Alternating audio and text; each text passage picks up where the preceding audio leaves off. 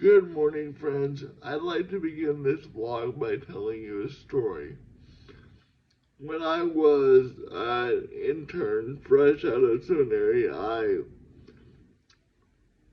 worked at a church as the college pastor, and the janitor at the church was a friend of mine, and he and I were having a discussion one day a few weeks before my wedding in 2008.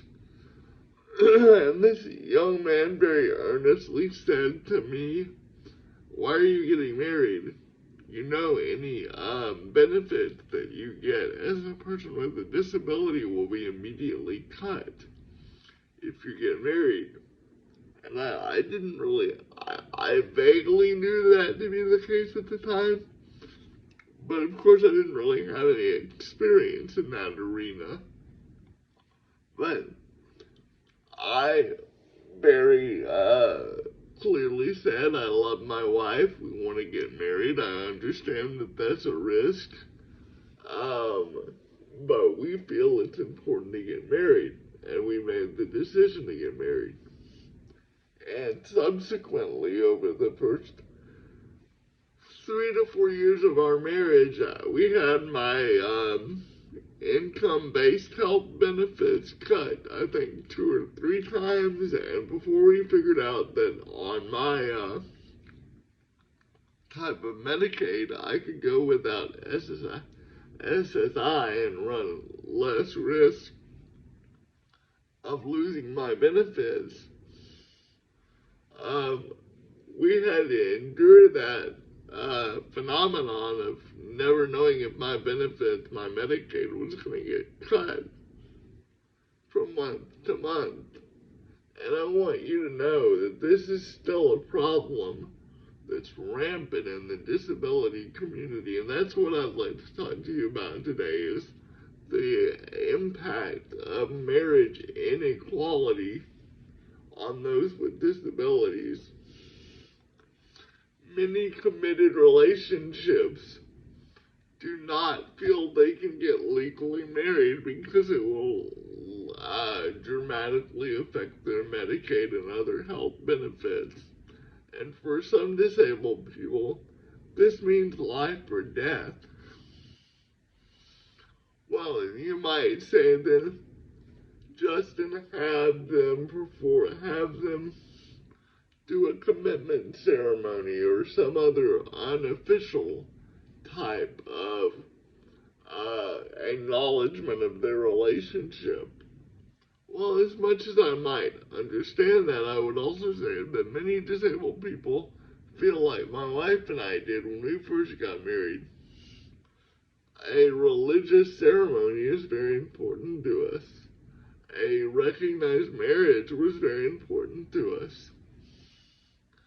And many denominations don't allow, including I believe my beloved United Methodist Church, don't allow clergy to perform weddings that aren't officially sanctioned legal marriages as a matter of their polity. So it really boxes people with disabilities in to a corner in terms of how to express themselves relationally as a couple, or in a way that befits their reality as a disabled person.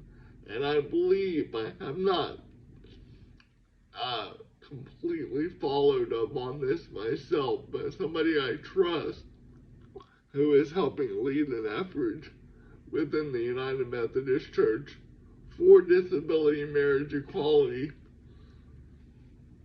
has let me know that in 28 states it is a crime to not have a marriage license and not have a clergy person sign that marriage license when you try, or some other recognized authority sign that marriage license when you try to get recognition of a relationship.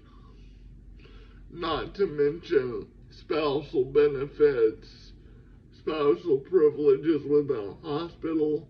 So what we've created in America is basically a two-tiered system of relationships. If you're able-bodied and don't have any risk of disability, which we all have risk of disability, by the way, but if you're able-bodied, you can get married anytime you want. If you're disabled, you run a gauntlet of issues when it comes to getting married.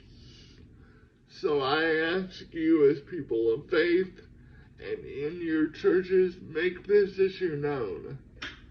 Speak to your friends about this issue.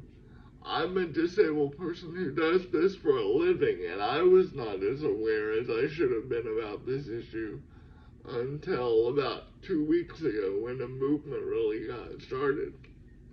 So speak about this issue. Make it known. Call your congressman or representative and let them know it's an issue for you. All right, friends. God bless. Have a good week. Bye-bye.